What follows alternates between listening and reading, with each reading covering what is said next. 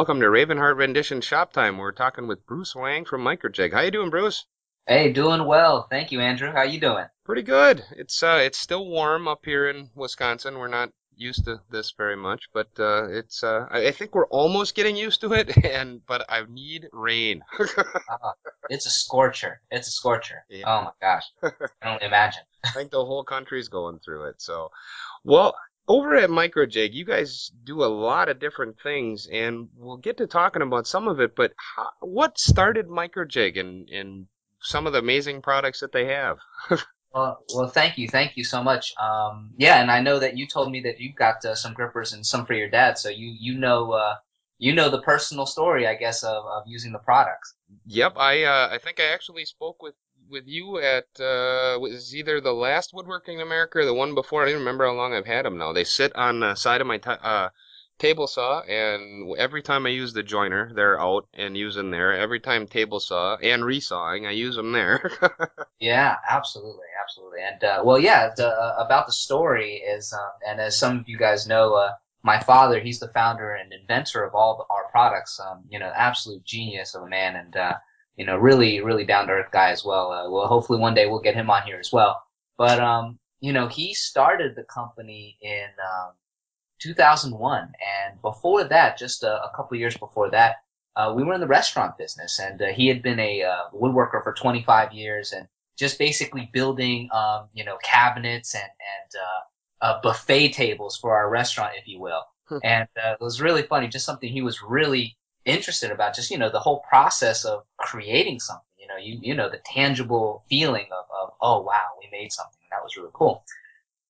So, we eventually sold the restaurant, and, he didn't want to get back into the restaurant business. He was getting around that age where he's like, I'm not going to walk around and, take care of all these customers the way I used to. So why not use some of these woodworking jigs that I've been making over the years? And funny thing is, do you know those jig plans from Incra a few backs, the cutting board jig? You know those, Andrew? Yeah.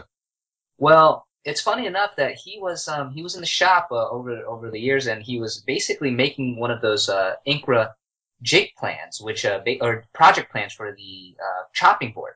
And the chopping board required a ripping of multiple thin strips. Mm-hmm. And as you know, before the gripper, you usually made the thin strip cuts on the offcut side. Mm-hmm. So when you make that strip on the offcut side, what happens is number one, you have to calculate the width of the saw blade, and then you have to move it incrementally, and then you have to continually do that over and over again until you get the right amount of pieces. And right when you get to around 3 inches of your stock left, it's not safe to feed that No. anymore. So you end up with this whole truffle load of wood waste, and the unanimous stock pile. Yeah, mine is still over there. Still got that, and who doesn't, right? Yeah. He kind of thought about it. It's like, man, there's just so much waste here, and he thought of a way. It's like, well, what if I was able to rip it between the saw blade and the fence and essentially straddle the saw blade? And I think originally what he had done was he originally tried doing that with a pencil eraser tip. Yep. So he was in there feeding it just like, and, he figured out a way like, well, if I build a jig that straddles the saw blade and push it through, and then maybe that might do the trick. And lo and behold, he just came up with a very simple modified prototype, and he's like, wow, it actually worked. You know how the woodworkers are. You get something that works, like, oh, hot damn. Yeah. Well, and the other thing with using the cutoff side, the offcut side, every once in a while you make a small missile when you got to make sure you're out of the way too. This is interesting because we tout one of the big things about the gripper is that, it really helps prevent and eliminate kickback. Mm-hmm. The funny thing is, my father's never actually experienced kickback. I've seen some pretty nasty kickback on big pieces. I've had a couple of small pieces do it, but I'm lucky, knock on wood, that I haven't seen a big one. I've seen one big one personally. Yeah. Oh my gosh, it's super scary, and like I've just watched one of these online videos as well, like where someone induced it, and wow, Oh, yeah. that was a frightening situation. But yeah, so he developed it, and never even knowing, really experiencing kickback, just understanding it from a mechanical aspect, and he never really had a mechanical engineering background. So all you woodworkers out there who's just got an idea and want to create this jig and make it marketable, hey, you know what? You got an idea, go for it, try it out. You know, you Cool. never really don't, but make sure it's marketable. Um, and so then he went into development for basically spent 2 years developing this product. And I think he came up with 42 different prototypes before he actually got one launched to the marketplace. Oh, wow. Yeah. And so, you know, that was a long time in the making. And I mean, as you know, just the attention to detail of the product is impeccable. So, Well, and the other thing is you keep improving on them. I mean, when I got mine, actually I have two sets now. I've got the first set, and since then you've changed the handle design a little bit. You've added the 1/8 inch um, uh, fingers to push it through to even make even smaller strips. So everything that I've seen you do, you keep adding these improvements. And the nice thing is the improvement isn't, oh, you got to buy a whole new one. No, you can just buy the improved part, and that was really nice to see instead of like most things. yeah, exactly. Oh, this one's obsolete. Buy the new 2014 model. Yeah. No, can't I just upgrade the handles or something? Yeah, it was nice to be able to do that. And the funny thing is that's a lot of user generated content, you know, and that's what we are talking about earlier about how great the community is. Mhm. Is that they were the ones who were using this product, and they said, you know, it'd be really cool if there was an 1/8 inch leg, and it'd be really cool if you know, we had a little plastic shield like a deflector connector, you know. So and we just, you know, we take, you know, what the client and the woodworker community says very seriously. So we really try to, and as you know from our online presence, we're big on customer service and we're huge on, I mean, just delighting people. It just makes us happy. So Yeah, your online presence. I mean, you have your website obviously, and I am a subscriber to your newsletter, which, by the way, thank you for the newsletter and the birthday plans on the newsletter too. And you have a Facebook presence. I know there's probably something I'm not thinking of out there, but have a decent presence online. I like it. thank you, thank you. Yeah, it's a lot of fun, and it keeps the it's you know, it's a world now. It's not only just limited, you know, to your local guild community. Now you can, you know, really communicate with woodworkers and skill build all across the world, as we're doing right now, and what you've been doing with the podcast. Hmm. Yeah, it's great to see everybody, including the companies, actually embracing the woodworking community the way they do. So, other than the grippers, there are quite a few other products that you have. Yes, yeah, we've got a couple more, and all in line with, you know, what we believe in, you know, safety, precision, and control, you know, with our table saw really lines, and you know, they're so versatile. Hmm. Um, Probably the most popular one next to the gripper is our MJ splitter. Um, that one caught, I mean, just waves of attention just because it was such an innovative way to install a splitter. Hmm. You know, and it's mind-boggling because, you know, it's funny because the gripper itself, you know, kind of acts as the keeper of the two pieces, so it kind of prevents that kickback. But at the same time, it's like, you know, what if you wanted to use a splitter? So we were like, you know, what can we design and create that is a really effective splitter that works well with the grip? And the result was the MJ splitter. And you know, even though the, you know, the I guess the tab type of inserts that people have used before, like some people maybe notch a wood in there, Hmm. um, has been done before. But what makes our system so, I guess, genius is the installation is just so foolproof. I mean, with its drill guide, and it plugs directly into the zero clearance insert, and it has this micro tension adjustable feature which kind of pushes the wood up against the fence a little bit so it prevents the burning.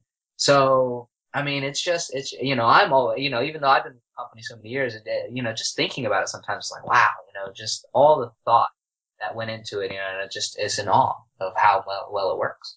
Now, if I remember right, the splitter, you have a couple different models of that too, right? Yes, we've got essentially the 1/8 inch kerf model and a thin kerf model for different saw blades. Hmm.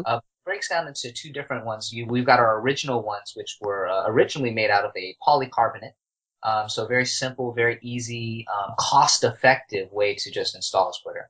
We have our now upgraded version, which is the MJ Splitter Steel Pro. So it actually within the splitter is a stainless steel core, so a very tough, very rigid splitter, won't break or bend.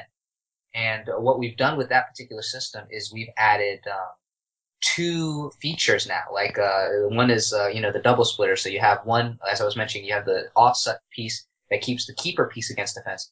But there's a second splitter that sits behind it that pushes away the offcut piece, preventing the wood from binding on the saw blade and kicking back from either side.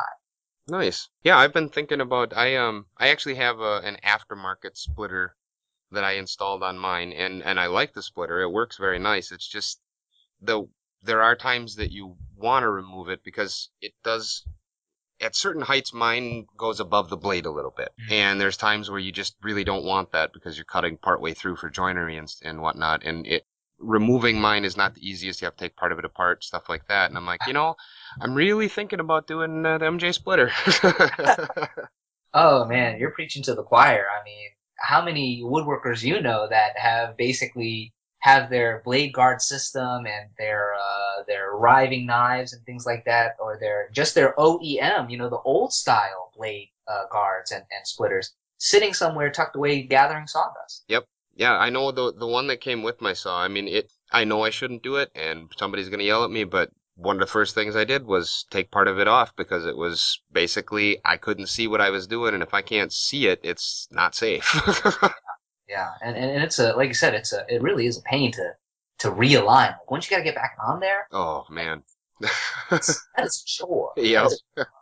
Yeah. Well, are there any other new things coming out that we should know about or that you can tell us about? I can give you guys a little bit of a preview. There is some secret projects that we have coming out that I can't tell you guys about, but there is something we're really excited about that's should be launching soon. It's our micro dial taper sled.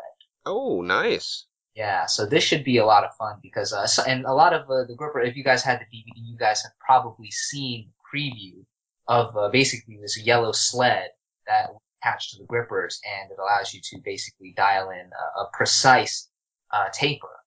And gosh, Andrew, like those other tapering jigs out there, the aluminum bars and things like that. And, Oh yeah. yes. There's all those other ones, but our system really is very special in terms of its micro dial adjustment. So you can actually dial in the exact to the eighth of an inch degree what kind of taper you want. Nice. I look forward to seeing that one. So that's exciting. In fact, it's really cool is because you use it with the gripper, it's like it just makes it so much safer. You can use it with or without the gripper, but when you use it with the gripper and you're doing something like a table leg, oh my gosh, you can do an 8-sided taper on a table leg. Oh wow. Yeah, it's pretty wild. Nice. Cool. I look forward to seeing it. I also when I first seen some of your stuff was at quite a few years ago at the Milwaukee the wood shows that come around and everything. I seen you guys at your products at the Milwaukee Wood Show. And I thought about it then, and I was looking at them going, that is just a great idea. And it took me a while to get one, but once I got them, they're used a lot. I look forward to seeing the taper jig. Yeah, absolutely. And I would just let the audience know the best way to find out about when that comes out is, as you mentioned earlier, sign up for the newsletter, because not only are we giving away jig plans and free videos and things like that, but that's kind of our main pulse to how we get people aware of this new product. Like when we're going to launch this new product, that's the first place we're going to tell people about it is, hey, get ready, the tapering jig's launch. And for everybody, the viewers at home or listeners at home, it's basically our website, microjig.com/newsletter, and you'll be able to sign up that way. Yeah, if anybody out there hasn't signed up, sign up. It's a great newsletter. Like you said, you have plans, you have videos, different things you can do. I picked up a couple little things off of those videos, and I'm like, oh, why didn't I think of using it for that? Oh my gosh, yeah, you come up with some crazy stuff using the grippers. I mean, it just opens up the door of all kinds of possibilities. So it's pretty cool. Yeah, that's great. Well, I guess one other question I have quick is you said your dad was a woodworker for how long? Is he still doing woodworking? It's kind of like the housekeeper's house is never clean, right? Yeah, I know how that works. I was just curious So, with all the work he's doing with all this, does he have much time to get in the shop at all? Unfortunately, not as much as we'd like to, for sure. But you know, it's we get to build a few things here and there, some really cool sleds and projects and things like that. But nothing as of late. Probably, you know, with this tapering jig launch, we'll probably get cracking on some tables and things like that, and make something cool like that. But yeah, as you said, Andrew, you know, just being so busy with the business and designing new tools and you know, that takes up most of our time, so we can't really work on some projects. So there you go. You know, that's why a lot of us like to retire and woodwork, right? Yeah, well, that's the other thing is when you get that taper jig out, you know, you're gonna have to do a little woodworking to show off what you can do with it, right? You know it. So, but yeah, let me ask you, Andrew, what's you know, what kind of was your favorite thing that you've done with the grippers, or you know, that just kind of sang in your mind? What really rang to you? Well, with the one of the things I like with the grippers was I mentioned I made a rocking chair with for my daughter. And one thing that I did with it, instead of doing a standard plan, you know, I can never leave anything alone, I modified it. And what I did was I cut thin strips of walnut and off-centered them in the center of the maple legs. So there is a stripe that goes down the side of each side of the chair. Oh, And cutting those thin strips of maple and thin strips of walnut, that some of them are, gosh, almost 4 feet long. wow. You know, the old way of doing it with, you know, the sacrificial push stick behind the thing that you know is probably going to catch at some point and there is no way. I looked at the grippers and I'm like, this is what you're made for. Yeah, you got that right. The other thing I like is when I do resawing, to hold that up against the fence, and then I use the little foot off of the back.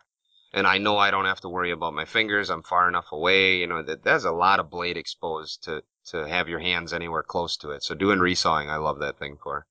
Yeah.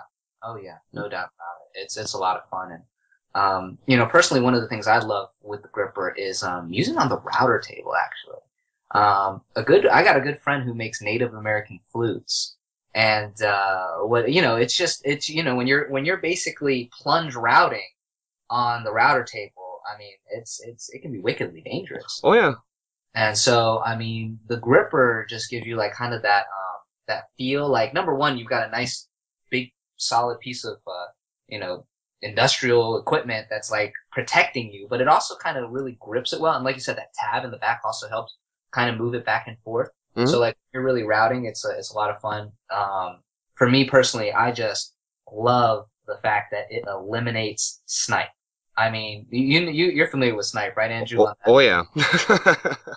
Oh my gosh, you know, like that to me like was one of the what was such a great thing, because like when you're over here routing and you know, you got to add a little bit more to the end, or you know, you're over here fussing around with a split fence, and you know, you just put the gripper on top and you kind of not latch that leg up there or something like that, and create that space and just run it right through, and it just gives you the clean rip all the way through, and that makes it gosh, it makes it so much more. The other thing that they are religiously used for is face jointing anything. Yeah. Because I don't even the 1 inch pieces, and you know, doing an edge joint, I don't have a problem, you know, when they're, you know, 6 inches of wood, you do edge joining something. But when you're face joining and you're that close to the blade, those old type pads, they work, but these things just hold on to the wood all the way through. And it puts my hands that much farther away from those spinning blades. Yeah, yeah. We don't call it the gripper for nothing. No, I mean they do grip. I mean, they hold on better than anything I've used. So Yeah, it's and you know, that's the big thing too. Like just the like you said, the feeling of control. Like it gives you a big confidence boost too, wouldn't you say? yeah, yeah. And when you mentioned on the router table, I actually used them. I made like I guess you call them party trays, different for different holidays. The one's a clover leaf and a Christmas tree, and I started first thinking, well, maybe if I did it upside down on the router table, you know, I wouldn't have to worry about it as much. The only thing I didn't like is I couldn't see the blade, you know, the where the bit was as well as I would have liked to. But doing the first one when I did it upside down on the router table, it was great to be able to hold it. And like you said, using the fingers on the outside and just go around. I ended up doing it face up and with a wide board instead, because then I could see every little part that I missed in the middle. But the first one, it worked well. Oh man, yeah, yeah. It's you can call, it's crazy. Like we'll see like we'll get all kinds of emails from everyone just like on all the different things they could do because it's a simple something it's strange. As something as simple as just riding over the saw blade gives you just this unprecedented amount of new capabilities. Like you would just unbelieve like all the stuff that people come in with us and tell us what they do with it. So just that simple modification, that simple, unique design just kind of blows it away. So, Hmm. yeah, yeah. And it's fun though. Like you'll see, but it's also interesting too because you'll catch those, the naysayers, so to speak, and they'll get in a heated debate. Like it's fun to watch the forums, and they'll just go at it like, "Oh my gosh, the gripper's the best thing." No, you've got to remove the blade guard and all this, and it's kind of a controversial thing. They're like, "Oh, it's just for a fun thing to see." But you and I both know it's just such a safer way to do it. Oh yeah, it's a like I took the blade guard off. I know a lot of people may yell at me for that one, but my blade guard when it came from the factory, I couldn't see through it. It was that kind of cloudy. It was okay.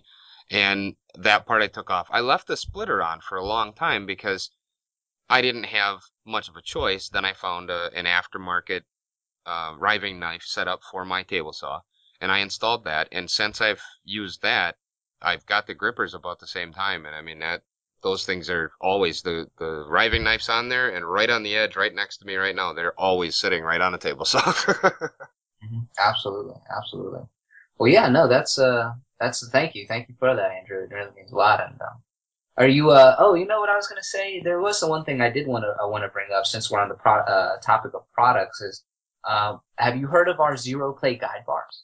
Zero plate guide bars. No, I have not. Okay, now these are pretty interesting. They're actually the only one-touch calibration miter bars out on the market. And what I mean by one-touch calibration, and what I mean by miter bar for building sleds, crosscut sleds, and jigs and things like that, Hmm. fit in your T-track for bandsaw or the table saw. And Yeah. we've done is how most of them have most miter bars have some type of set screw calibration, right? You have to, Hmm. you got 4 or 5 different set screws, and you have to basically screw them out.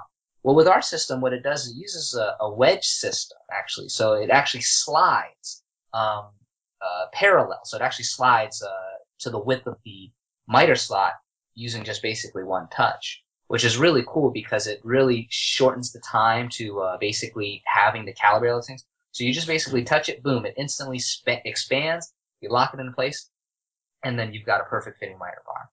Hey, nice. Yeah, I'm actually thinking about making a crosscut sled, and I'm pretty much thinking them might be the miter bars I go with. I thought about cutting some of the strips and everything, but I really don't want to do that.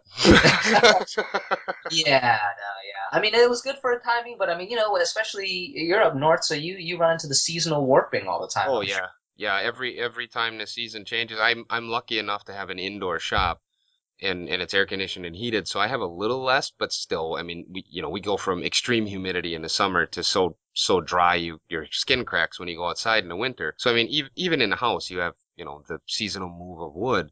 So you make something out of wood that fits into that slot. Well, at one point, depending on when you make it, it's either going to be loose or tight in a few months. Exactly, exactly. And what really sweetens the experience is when when you're building a regular crosscut sled, you usually have to lift up the jig up and install the miter bars bottom up, right? Or you have to slide it to the back of the table saw Hmm. and screw it up, or slide it to the front. Sure. And like when you're doing that, like a lot of times it's really difficult to keep your jig square as you're Hmm. basically sliding it around. So what we've done with our system is it uses the top-down installation, which basically you sit the bar in the track, you lay the jig directly over it, and you've got the corresponding holes, which are basically just 4 inch spaced apart, and you basically secure it right there without having to move it, and you just keep it square to the fence as you tighten. So it just infinitely makes it more easy to get a dead square crosscut sled when you don't have to do all that sliding back and forth. Oh, I'm sold. That's Yeah. it. When I make the crosscut sled, they're going on there. It's yeah, it's sharp. So and again, it's cool because like not many people was like, oh, my dad invented all this stuff. So it's a lot of fun to just kind of see him go to work and be a part of that culture and the amazing products we make. So it's exciting. That's awesome. So the minor bars are out now? Yeah, actually, those you know, the grippers, the MJ splitters, and zero plays are all available. You go to the your local fine woodworking stores, the Woodcraft and Rocklers of the world, the Tool Nuts, and they're online as well. Cool. The tapering jig, as I told you, the taper sled is not available yet. That will be probably coming out later this fall Okay. or early in the winter. Cool. Well, I am definitely going to be looking up the minor bars and the splitter. I think I'm going to get sick of this one and have to put that in pretty soon. Well, yeah, I mean, you got to do what you got to do. Yeah, well, hey, I want to thank you for your time. I'm sure you've got other stuff to go and play with a little bit too. And thanks a lot for stopping by. Andrew, thank you so much. And yeah, I definitely want to thank you for what you're doing with the craft as well. I think the whole woodworking online community is a very special group of people. So like yourself and some of the other great bloggers out there who are really creating all this great content. I just want to let you know that I personally appreciate it, and I know scores of woodworkers thank you for it as well. Well, cool. And from one of the bloggers, thanks for keeping us safe. We'll do, we'll do. Well, we've got more fingers to save, so we'll keep at it. All right, thanks a lot. All right, thanks, Andrew. Good night.